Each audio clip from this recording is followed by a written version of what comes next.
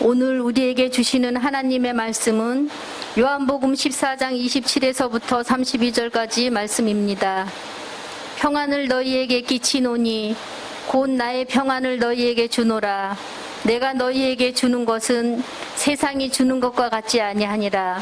너희는 마음에 근심하지도 말고 두려워하지도 말라.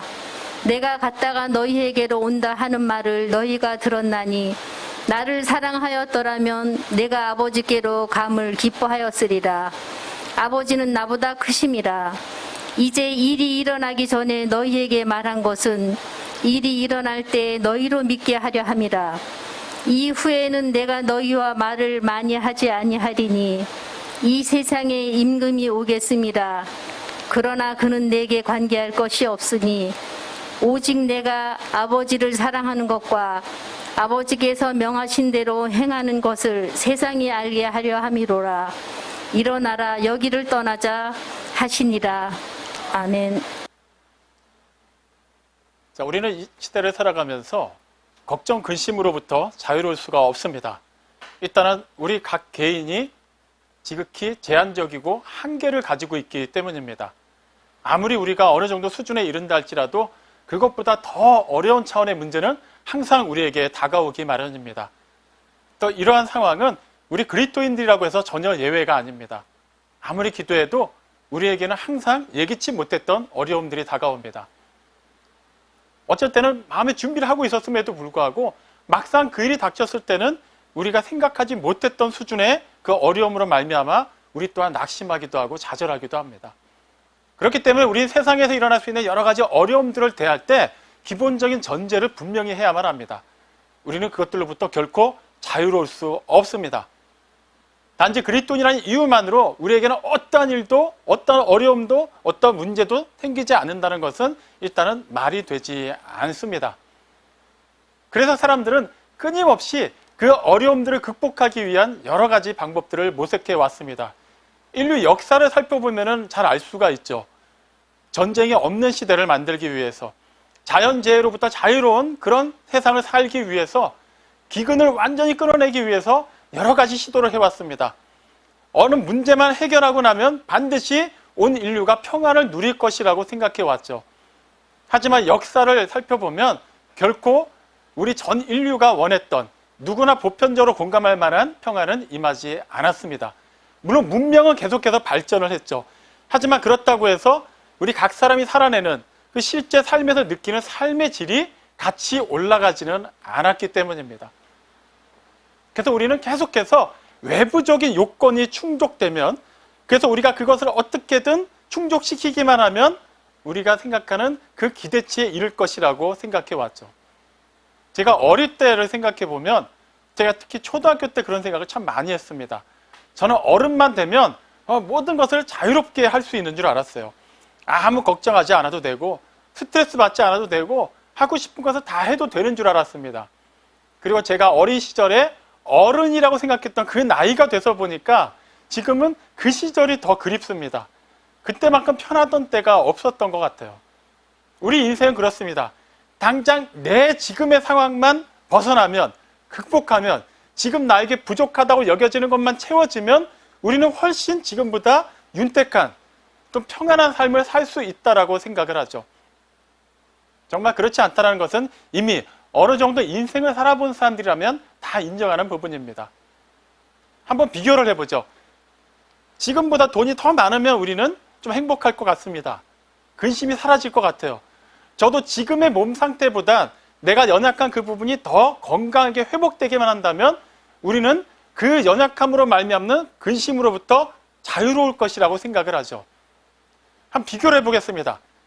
꼭 누굴 떠올리지 않더라도 당장 나 자신보다 돈이 많은 사람, 더 건강한 사람, 더 명예로운 사람, 뭐 더 젊은 사람, 뭐가 됐던 비교 우위에 있는 사람을 한번 생각해 보죠.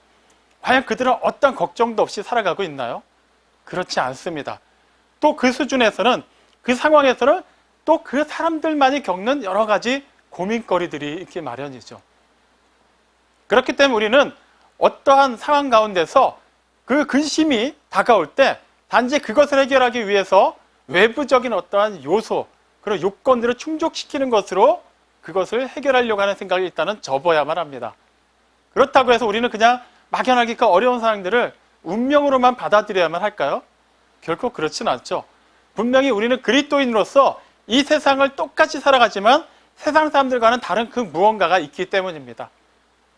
우리에게는 기록된 하나님의 말씀이 있기 때문에 하나님께서 과연 이 여러 가지 문제가 산적한 세상을 살아가는 동안에 우리가 어떻게 극복할 수 있고 그 상황에도 어떻게 휩쓸리지 않을 수 있는지를 주신 그 말씀을 적용해 볼 수 있어야만 합니다. 우린 주변에서 어떤 어려움을 인해서 걱정하는 사람에게 다음과 같은 말을 많이 하죠. 걱정하지 마라. 걱정한다고 해결되는 문제가 아니기 때문이에요. 마음만 상하기 때문에 그냥 그 시간에 걱정하느니 다른 해야 될 일을 열심히 하라고 충고를 하죠. 실제 우리도 살아오면서 그런 얘기를 주변 사람들로부터 많이 들어왔습니다.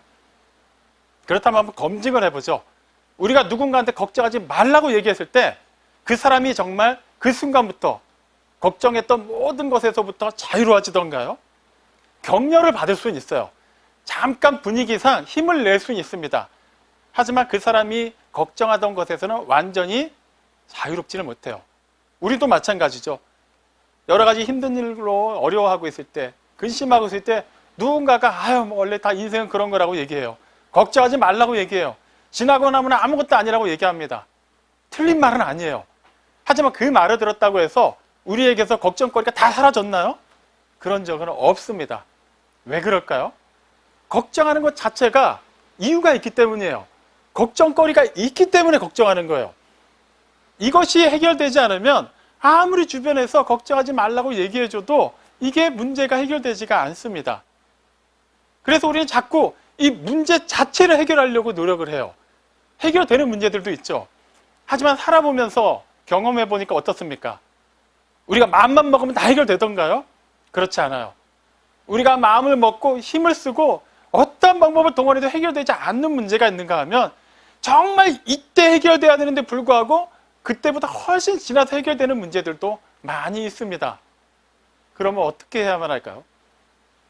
그럼 성경에서 정말 근심 가운데 있었던 사람들에게 하나님께서 어떤 말씀을 주셨는지를 참고하는 것이 하나의 중요한 답이 될 것입니다.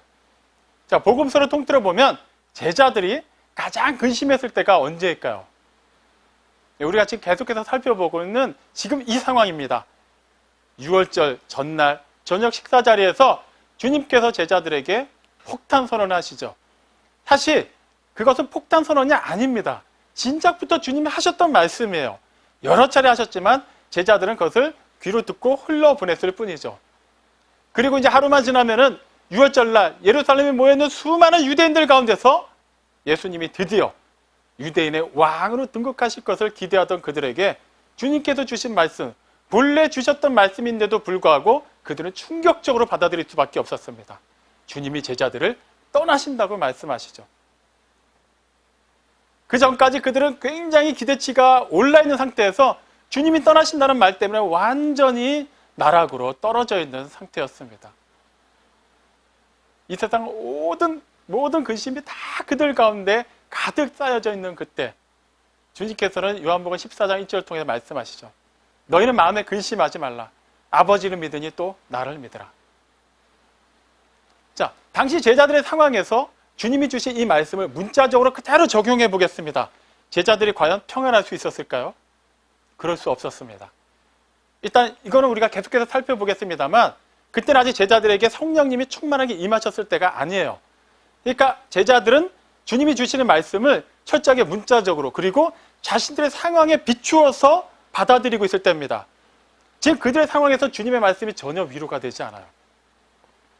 너희는 마음에 근심하지 말라. 그들이 지금 왜 근심하고 있죠? 주님이 떠나시기 때문에 근심하는 거예요. 주님은 그동안에 하신 말씀을 반드시 행하셨습니다. 그리고 주님께서 주신 말씀, 주님께서 행하신 일들은 다 하나님의 뜻을 따라서 이루어진 일이에요. 다시 말하면 주님은 반드시 떠나실 것이 이미 제자들에게는 기정사실화된 거예요. 그럼 그 상황에서 그들이 주님이 떠나시는 것 때문에 근심하고 있는데 그들이 근심하지 않으려면 어떤 일이 벌어져야만 할까요? 주님이 이렇게 말씀하셔야만 합니다. 그래, 내가 너희를 떠나지 않겠다. 그러니까 근심하지 마라. 하나님을 믿으니 또 나를 믿으라. 이렇게 말씀하시면 해결이 돼요. 하지만 주님은 떠나신다고 하시면서 근심하지 말라고 하세요. 그리고 하나님을 믿고 당신을 믿으라고 하십니다. 그동안에는 주님을 따라다녔고 주님을 보았고 주님의 음성을 들었어요. 주님의 가르침을 받았고 주님께서 행하시는 표적을 직접 체험했습니다. 이제 주님이 그들을 떠나시면 주님을 볼 수가 없어요. 주님의 말씀을 직접 육성으로 들을 수도 없습니다. 주님의 가르침을 받을 수도 없어요. 그런데 누구를 보고 믿을 수 있을까요? 어떻게 그들의 마음의 평안을 누릴 수 있을까요? 결코 그럴 수가 없습니다. 제자들은 여전히 주님의 말씀을 이해하기보다는 자신들이 근심하지 않으려면, 자신들이 정말로 평안하려면 세워놓은 그런 조건들이 있어요. 그것이 채워져야만 평안해질 수 있다고 생각할 때였습니다. 그래서 주님의 말씀을 듣고 제자들이 막 질문하죠. 베드로가 질문하고 도마가 질문하고 빌립이 질문하고 가룟이 아닌 또 다른 유다가 질문합니다. 내용은 다 달라요. 하지만 그 내용들은 공통점이 있습니다. 그 공통점을 확인해 볼 필요가 있어요. 처음에 베드로가 묻죠. 주님은 어디로 가십니까? 무슨 의미인가요? 어디로 가시든지 따라가겠다라는 거예요. 주님은 제자들을 떠나시겠다고 하는데 그러면 제자들은 주님을 따라서 가겠다라고 지금 얘기하고 있는 거예요. 도마가 묻습니다. 그러면 아버지께로 가는 길이 어떤 길입니까? 그게 뭐죠? 그럼 주님이 먼저 떠나신다고 하면 아버지께로 가신다고 하니까 그렇다면 자기들도 그 길을 통해서 아버지께로 가서 주님 곁에 있겠다라고 얘기하는 거예요. 그 다음에 빌립이 묻죠. 아니, 하나님을 그러면 우리에게 보여주십시오. 하나님 아버지의 얼굴을, 모습을, 형상을 보여주시면 우리가 믿겠습니다. 우리가 만족하겠습니다. 무슨 의미일까요? 네, 주님 곁을 그대로 붙어 있어서 주님의 아버지께로 가신다고 하니까 그 자리에서 본인들도 하나님의 얼굴을 보겠다라는 거예요. 결과적 핵심은 주님을 계속 따라가겠다라는 거예요. 우리에게서 떨어지지 않게 그러면 우리가 따라가겠습니다라고 얘기하는 거예요. 가룟이 아닌 다른 유다가 또 얘기를 하죠. 아, 주님, 우리에게만 이렇게 말씀하시고 알려주시지 말고 내일 하루만 지나면 수많은 사람들이 성전을 중심으로 모일 텐데 거기서 제대로 한번 보여주시면 어떨까요? 그때 말씀하시고 정말 그때 당신이 하나님의 아들이심을 그 자리에서 선포하시고 드러내신다면 정말 놀라운 일이 일어날 것 같습니다. 뭐죠? 떠나지 마시라는 거예요.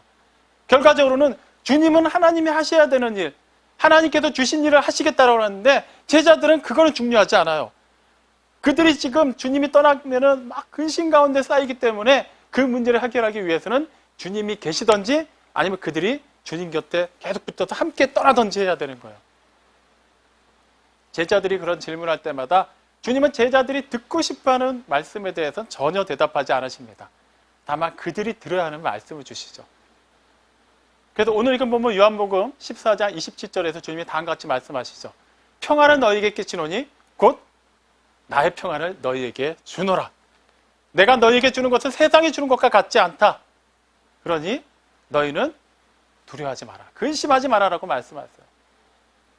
자, 이 말씀도 제자들에겐 전혀 위로가 되지 않죠. 다른 평안도 아니고 주님의 평안을 주신다고 하시는데 왜 제자들은 평안할 수가 없을까요? 주님이 말씀하신 그 평안은 그들이 기대했던 평안이 아니기 때문이에요. 다시 말씀드립니다만 그들이 정말 평안하려면 주님이 계셔야만 해요. 그리고 그들이 생각하는, 그리고 일반적인 유대인들이 그 당시 생각하고 있었던 그 일을 주님이 하셔야만 합니다. 6월절날 드디어 주님이 이스라엘의 왕으로 등극하시고 그들 위해 통치하시면서 로마로부터 이스라엘을 독립시키셔야만 해요. 그리고 강력한 메시아 왕국을 세우셔서 또 이렇게 가난한 나라에서 부자의 나라로, 그리고 로마 제국같이 큰 제국을 이끄셔서 그 예전에 다윗 왕국과 같은 그런 영광을 회복시키셔야만 합니다. 그런데 주님은 뭐라고 얘기하세요? 내가 너희에게 평안을 주노라라고 얘기하시면서 내가 주는 평안은 세상이 주는 것과 같지 않다고 얘기하신 거예요. 설사 주님이 뭔가 주신다고 하더라도 그것은 제자들이 원하는 게 아니에요. 그렇기 때문에 그들은 오히려 더 낙심이 되는 겁니다. 지금 우리는 이걸 원하는 게 아니에요, 주님. 우리가 왜 근심 가운데 있는지 아시면서 우리에게 근심하지 말라고, 두려워하지 말라고 말씀하시면은 그러면 당연히 우리가 원하는 걸 주셔야만 되지 않겠습니까? 제자들은 그런 거예요. 사실 우리가 생각하는 평안도 그런 식이죠. 우리가 그동안에 그런 심신의 평안을 바라면서 기도했던 제목들을 한번 살펴보겠습니다. 우리는 무엇을 구했나요? 예수님의 이름으로 우리가 그동안 구한 것들은 우리가 생각할 때 주님 이것만 채워지면 내가 정말 마음이 편할 것 같습니다. 이 문제만 해결되면 내가 기존보다 더 열심히 주님을 섬길 수 있을 것 같아요. 정말 예전부터 있었던 이 문제, 지금은 반드시 해결돼야만 합니다. 그러면 내가 더 성령 충만하게 돼서 하나님의 일을 열심히 할 수 있을 것 같습니다. 우리는 자꾸 외부적인 어떠한 문제가 해결되기만을 바라면서 그것이 해결되어야만 하나님의 평안이 우리한테 임한다고 생각하고 기도했어요. 하지만 주님께서 주시는 평안은 주님의 평안이에요. 주님께서 주시는 거예요. 주님을 제외한 다른 외부의 어떤 것으로 말미암는 것이 아니라 주님이 주시는 것, 외부의 어떤 상황과도 전혀 충돌하지 않고 초월해서 주시는 것을 얘기하는 것이죠. 우리도 사실 주님의 평안을 받았다라고 고백하면서도 그다지 감동하지 못했던 이유, 그동안 주님의 평안을 구하면서 그렇게 기도하면서도 그다지 확신을 느끼지 못했던 이유가 바로 여기에 있습니다. 다른 것에서 원하기 때문이에요. 돈이 있으면, 건강하면, 명예로우면, 지금보다 상황이 좀 더 나아지면, 내 자녀가 하는 일이 잘 되면, 우리 가정에 그 문제가 해결되기만 하면 우리는 만사형통이라고 생각하죠. 하지만 하나님 기준에선 그것은 결코 하나님이 말씀하시는 평안이 아닙니다. 오해하시면 안 되는 것이, 그렇다고 해서 주님이 주시는 평안은 무조건 가난하게 살아야 되고 아파야만 하고 세상에서 뭔가 이렇게 낮은 자리에 가야만 하고 꼭 그런 걸 얘기하는 거 아니에요. 그게 1순위가 아니라는 것을 말씀드리는 겁니다. 누가복음 12장 13절 이하에 보면 주님께서 비유로 말씀하신 내용이 나오는데 어느 한 부자에 관한 이야기죠. 우리가 잘 아는 내용입니다. 그 부자가 어느 해인가 이제 농사를 다 이제 지내고 나서 이제 수확을 했는데 너무 많은 것을 수확하게 된 거예요. 갑자기 그 많은 농산물로 인해서 그는 근심하게 됩니다. 그가 원래 가지고 있었던 창고에는 그것들을 다 넣어둘 수 없기 때문이에요. 어떻게 보면 행복한 고민이죠. 그래서 그가 여러 가지 생각하다가 자기가 어떻게 하면 평안하게 될지를 방법을 알아내게 돼요. 원래 있던 창고를 다 헐어버리고 더 큰 곡식 창고를 지어서 거기다가 다 집어넣으면 그 다음부터 그런 굉장히 그 만족과 여유와 넉넉함 때문에 평안할 거라고 생각을 합니다. 아직 일어나지도 않은 일인데 상상만으로도 너무 좋은 거예요. 그런데 하나님이 그에게 찾아오시죠. 그리고 그에게 뭐라고 얘기하십니까? 어리석은 자라고 말씀하세요. 그가 딱히 어리석은 게 뭐가 있을까요? 근데 하나님께서 주시는 말씀에는 일반적인 그런 개념으로 이렇게 어리석다고 말씀하신 게 아니죠. 오늘 밤이라도 내가 너의 영혼을 찾아가면 네가 가지고 있는 것, 네가 수확한 것 다 누구 것이 되겠느냐라고 말씀하세요. 그는 단지 이 제한된 세상에서, 이 제한된 시간 속에서, 그 제한된 삶을 살면서 그 속에서 만족하다고 여겨지는 것만 채워지면 정말 평안하다고 생각했던 사람이에요. 어리석은 사람이에요. 세상의 기준에서 어리석은 사람이 아니에요. 하지만 하나님의 기준에서는 어리석은 사람입니다. 왜 그렇죠? 그는 영원한 하나님의 시간에 대해서는 무지했기 때문이에요. 우리가 평안을 놓고 추구하는 것들, 그것은 과연 영원한 것입니까? 잠시 잠깐 살다가는 이 세상에서 잠깐 누리는 것, 잠깐 만족하는 것, 잠깐 자랑할 수 있는 것, 우리는 그것에 모든 것을 다 쏟아붓고 있지 않나요? 아무리 100세 시대라고 얘기해서 평균 수명이 올라간다 할지라도 우리는 누구나 다 예외 없이 죽음을 맞이해야만 합니다. 아무리 이 세상에서 부귀영화를 누린다 하더라도 때가 되면 우리는 그 모든 것을 다 내려놓고 하나님의 그 부르심을 따라서 가야만 해요. 하지만 그곳에서는 우리를 맞이하고 있는 것은 심판대라는 것이 문제가 됩니다. 히브리서 9장 27절이 분명히 말씀하고 있죠. 한 번 죽는 것은 누구에게나 정해진 것이지만 그 다음에 심판이 있다고 말합니다. 그 다음에는 두 가지 결과밖에 없어요. 절대 번복되지 않습니다. 다른 경우의 수는 없어요. 둘 다 똑같은 공통점이 있다면 영원하다라는 거예요.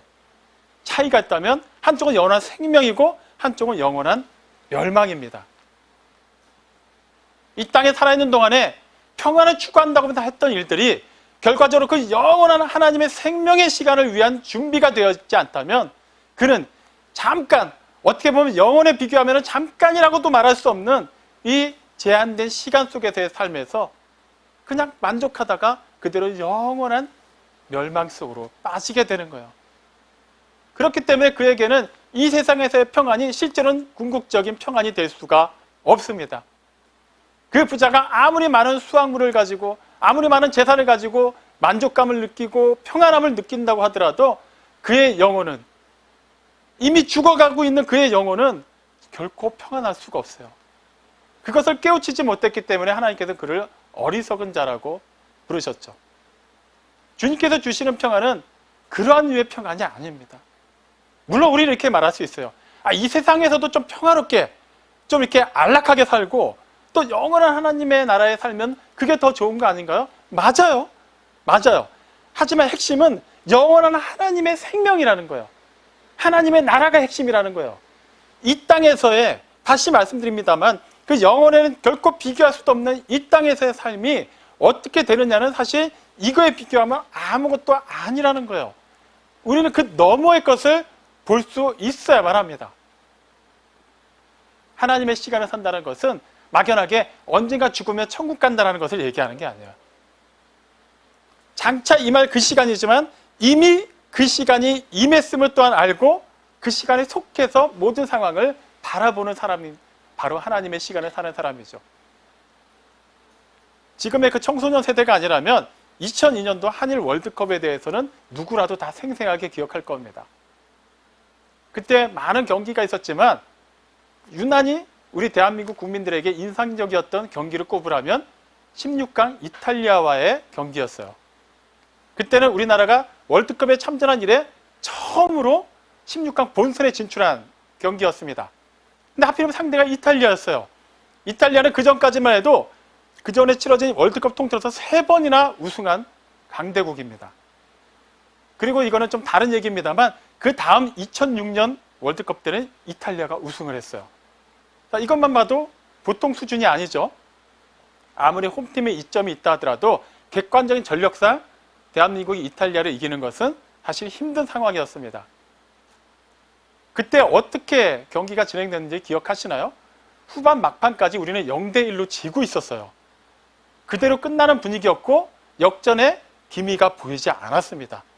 16강에 오른 것만 해도 어디냐라고 만족하는 그런 분위기였어요. 그러면서 아쉬워했죠. 안타까워했죠. 그런데 후반 막판에 설기현 선수가 동점골을 터뜨려요. 그래서 연장전에 들어갔는데 연장전도 어떻게 지지부진하게 막 흘러갑니다. 그리고 막판까지 그렇게 1대1로 끝나는 분위기였어요. 승부차기로 가면 과연 이길 수 있을까? 그런데 안정환 선수의 골든골이 터지죠. 극적으로 우리가 승리를 합니다. 아마 그 경기를 경기장에서 보았던, 광장에서 보았던, 집에서 TV로 보았던 열광하지 않은 대한민국 국민은 없을 거예요. 하지만 그 극적의 순간 직전까지는 어땠을까요? 다들 초조했을 거예요. 지는구나. 다 그렇게 막 낙심하면서 경기를 지켜봤을 겁니다. 하지만 저도 TV로 그 경기를 시청했는데 전혀 긴장하지 않고 봤어요. 불안해하지도 않았어요. 0대1로 후반 막판까지 끌려가면서도 저는 반드시 이긴다는 확신을 가지고 보았습니다. 왜 그랬을까요? 저는 그 당시 월드컵이 열릴 때 한국이 아니라 대한민국이 아니라 영국에 있었기 때문이에요. 시차가 있기 때문에 실제 경기가 벌어지던 그 시간에 영국에서는 또 오전 시간이었고 저는 개인적으로 해야 되는 일이 있었기 때문에 직접 그 경기를 시청하지 못했습니다. 나중에 이제 경기 결과에 대해서는 들었죠. 그리고 그날 현지 시간으로 늦은 저녁에 녹화된 경기 방송을 보고 있었기 때문에 저는 이미 결과를 다 알고 봤기 때문에 누가 언제 되면 골을 넣고 어떻게 또 심판 판정이 나는 거 다 알고 봤기 때문에 전혀 긴장하지 않고 봤어요. 마찬가지예요. 하나님의 영원한 시간에 속하여 사는 사람은 단지 이 세상에서 이 제한된 여러 가지 환경 속에서 휩쓸리지 아니하고 이미 그 너머의 것을 보고 있기 때문에 전혀 이 상황의 문제만을 가지고 불안해하지 않습니다.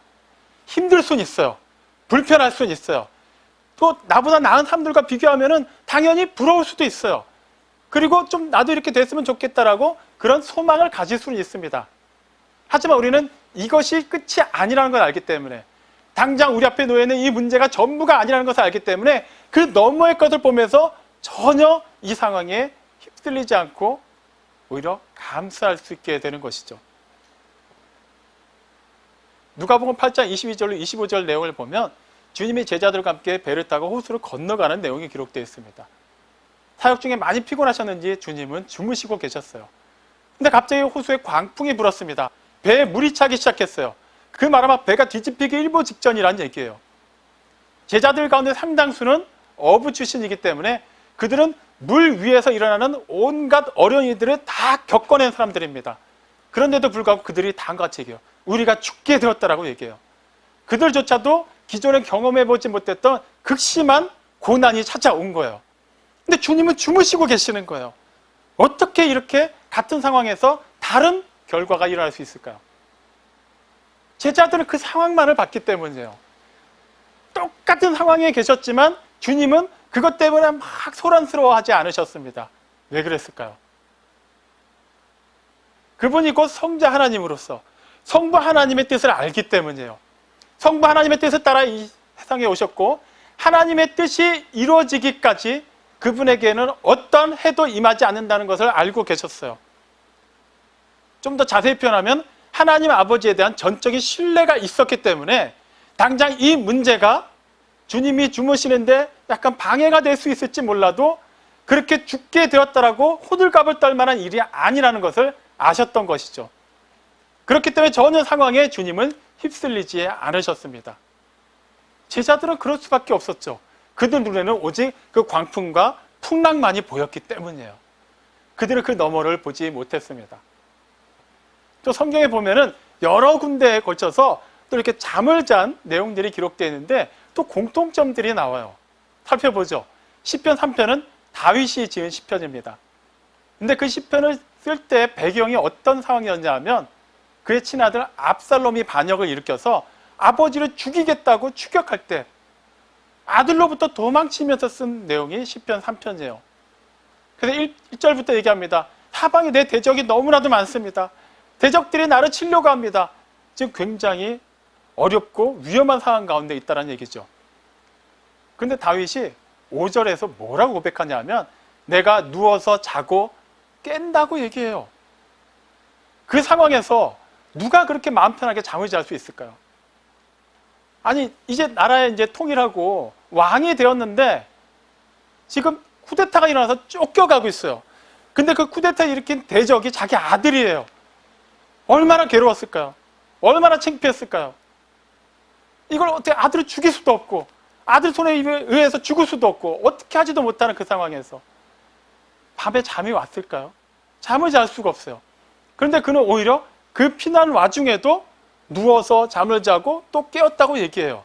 이유가 무엇이냐 하면 여호와께서 나를 붙드심이니이다. 하나님께서 붙들어 주시고 계시기 때문에 그 상황 자체는 결코 잠을 잘 수가 없는 상황인데도 그는 오히려 평안하게 잠을 자야 될 때는 잠을 잘 수가 있었어요. 하나님을 믿었기 때문이에요. 하나님께서 하시는 일에 대한 기대가 있었기 때문이에요.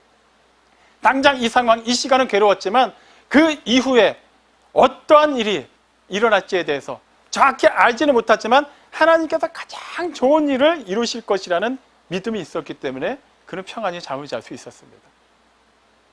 사도행전 12장을 보면 헤롯이 유대인들에게 환심을 사기 위해서 사도들을 막 죽이는 내용이 기록되어 있어요.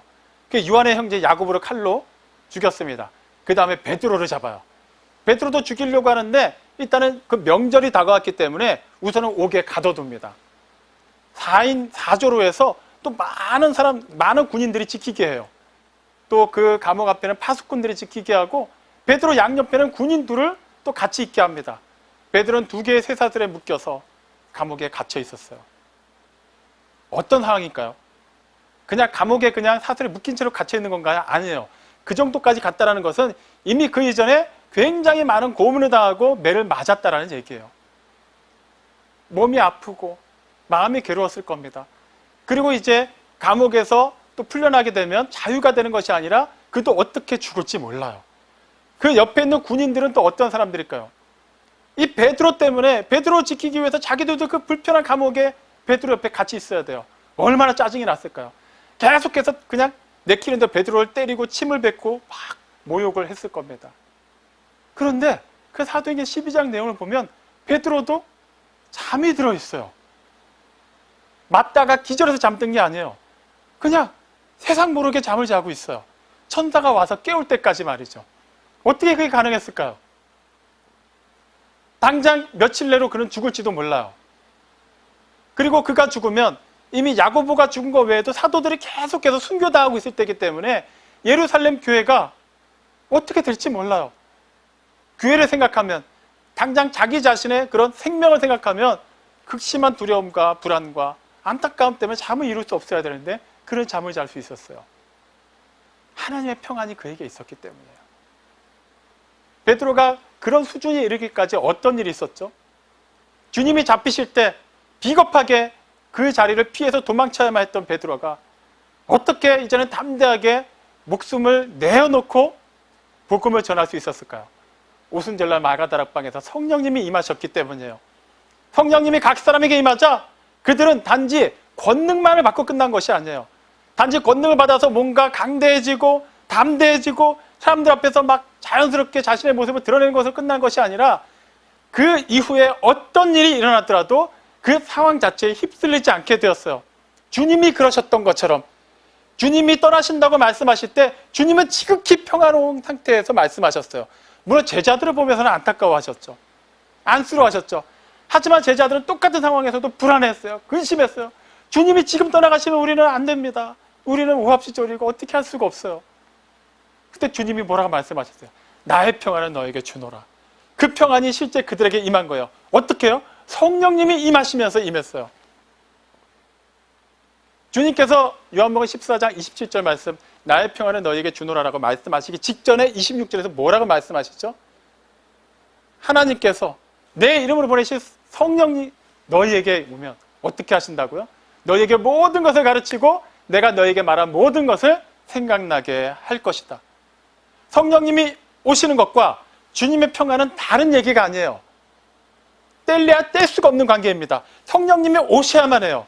주님이 계실 때 제자들은 주님으로 말미암아 평안했어요.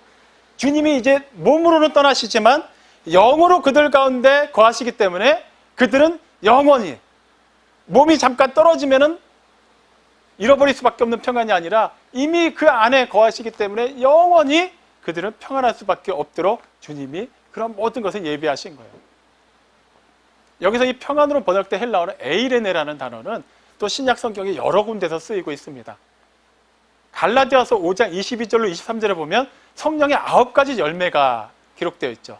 그 중에 세 번째 순서에 해당하는 열매가 뭐죠? 화평입니다. 근데 이것도 헬라어 에이레네에서 번역한 거예요. 다시 말하면 평안이나 화평이나 똑같은 에이레네예요. 성령의 열매라고 표현하고 있어요. 성령으로 말미암지 않고 우리가 생각하는 외부적인 어떤 조건이 충족됐을 때는 결코 하나님이 말씀하신 평안이 우리에게는 맺힐 수가 없다고 얘기하는 거예요. 요한복음 14장 17절에서 주님이 분명히 말씀하셨죠. 그 보혜사 진리의 영이 너에게 오면 세상은 그를 알지 못하지만 너희는 알 것이다 라고 말씀하세요. 어떻게 해요? 그분이 제자들 가운데 그리고 제자들 안에 계실 것이기 때문이에요. 우리가 한 번도 먹어보지 못한 음식 사진으로 봤는데 막 그럴싸해요. 맛있겠다 상상만 할 수 있어요. 어떤 맛인지 몰라요. 하지만 직접 내가 입에 넣어서 그 맛을 느끼고 씹어서 삼키고 소화를 시키면 그 맛이 어떤 것인지 나는 이제 알게 되죠. 마찬가지예요. 성령님이 제자들 가운데 그 제자들 안에 마찬가지로 어제나 오늘나 영원토록 동일하신 그 성령님이 그때뿐만 아니라 지금도 우리 안에 거하시기 때문에 우리는 그 성령님으로 말미암아 하늘로부터 임하는 평안을 알게 됩니다. 성령님 따로, 하늘의 평안이 따로가 아니에요. 성령님은 곧 삼위일체 한 위격이시면서 그분이 곧 하나님이시기 때문에 그분이 우리 안에 임하신다는 것은 하나님과 예수님과는 다른 차원의 평안이 아니에요. 하나님의 평안이 임하는 거예요. 그렇기 때문에 고린도전서 3장 16절에서는 우리 각 사람의 몸을 하나님이 거하신 성전이라고 말하고 있는 겁니다. 성령님께서 임하시면 우리는 그 평안을 누리게 돼요. 사도행전 7장에 스데반을 보십시오. 그는 복음을 전하다가 정말 어떻게 보면 너무나도 무고하게 돌에 맞아서 죽었습니다. 그 비참한 상황에서 그 극도의 고통 가운데서 그가 어떻게 하죠? 자기에게 돌을 들어서 치는 사람들을 위해서 기도합니다. 그들의 영혼을 생각할 수 있었어요. 히브리서 11장에 기록되는 많은 믿음의 선진들, 그들은 결코 우리가 생각하는 것처럼 편한 삶, 유명한 삶, 그렇게 안락한 삶만은 살지 않았어요. 그럼에도 불구하고 그들은 세상이 감당할 수 없는 믿음을 가지고 있었습니다. 어떻게 그렇게 살 수 있었을까요? 그들에게는 하나님의 평안이 있었기 때문이에요. 스데반이 그랬기 때문이에요. 너희가 환난을 만나거든 즐거워하라. 이는 환난이 인내를, 인내는 연단을, 연단은 소망을 이루는 줄 알미라. 환난을 만나는데 어떻게 즐거워할 수 있을까요? 야고보서 1장 2절은 말하죠. 너희가 여러 가지 시험을 당하거든 온전히 기뻐하라. 아니, 시험을 당하는데 기뻐할 수 있는 사람이 어디 있냐고요. 우리로서는 할 수가 없어요. 그런데 왜 성경은 우리에게 그렇게 하라고 말하는 것일까요? 우리는 그렇게 할 수 있기 때문이에요. 그 환난 자체가 끝이 아니기 때문이에요. 그 시험 자체가 우리를 넘어뜨리기 위한 시험이 아니기 때문이에요. 그 시험은 우리를 보다 업그레이드 시키기 위한 하나님의 테스트이기 때문에 우리는 기꺼이 그것을 기쁨으로 받아들일 수 있습니다. 아, 이것은 마귀가 나를 넘어뜨리려 함이 아니라 하나님께서 내 수준을 계속해서 키워나가시기 위한, 나를 그만큼 인정하신 그런 하나의 수단이구나라는 것을 알기 때문에 우리는 기뻐할 수 있는 거예요. 이 환난이 궁극적으로 그 소망을 이루는 것이기 때문에 당장의 이 문제들이 아니라 우리는 하나님의 시간으로 옮겨진 사람으로서 이 제한된 시간을 초월했음을 하나님께서 우리에게 또한 하나의 증거로서 알려주시는 것이기 때문에 환난 중에도 이 환난조차도 합력하여 선을 이룰 것이라는 걸 아는 우리는 오히려 즐거워할 수 있게 되는 겁니다. 빌립보서 4장 6절 7절을 통해서 사도가 분명히 얘기하죠. 너희는 마음에 염려하지 마라. 염려하지 말으면 뭘 해야 되는데 뭘 하라고 얘기하죠? 모든 일에 기도와 간구로 너희 구할 것을 감사함으로 하나님께 아뢰어라. 그러면 어떻게 된다고 얘기하나요? 너희가 기도한 그 기도 제목이 다 이루어진다고 얘기하나요? 아픈 자가 기도하면 다 낫는다. 가난한 자가 기도하면 다 부자가 된다고 얘기하나요? 그렇지 않아요. 기도와 간구로 너희 구할 것을 감사함으로 하나님께 아뢰기만 하면 모든 지각에 뛰어난 하나님의 평강이 너희의 마음과 생각을 지킬 것이다라고 얘기하세요. 환경을 변화시킨다라고 얘기하지 않았어요. 우리의 마음과 생각을 지키신대요. 그러면 그렇게 변화된 우리의 마음과 생각이 그 환경을 극복할 수 있도록 해주시겠다라는 거예요. 그것이 하나님의 뜻입니다. 사랑하는 성도 여러분, 우리는 계속해서 살아오면서 많은 문제들을 겪어왔어요. 그 어려움 때문에 근심하기도 했습니다. 하지만 그때마다 우리를 극복하고 그 다음 단계로 나아갔죠. 여전히 우리에겐 또 다른 문제들이 산적해 있습니다. 뿐만 아니죠. 지금 같은 팬데믹 시대에 우리는 생각지도 못했던 그 대유행하는 질병 때문에 또 근심을 할 수밖에 없어요.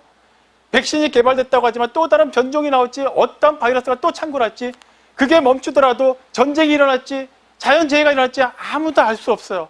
끊임없이 근심거리들은 우리에게 찾아올 것입니다. 하지만 우리는 어떤 일들이 닥칠지 모르지만 한 가지는 분명히 알고 있습니다.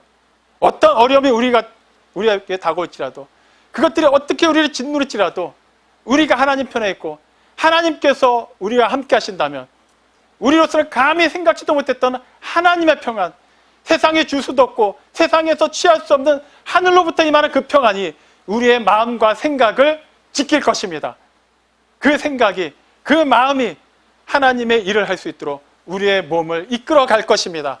그렇게 우리는 하나님이 기뻐하시는 믿음의 삶을 살 수 있도록 인도함을 받게 될 것입니다. 어떤 어려운 가운데 있을지라도 그 속에서 내가 생각하는 평안을 이끌어내기 위해서 방법을 모색하기보단 하나님과의 관계를 먼저 확인하시기 바랍니다. 평안의 근원이 되시는 우리 주 예수 그리스도만을 추구하십시오.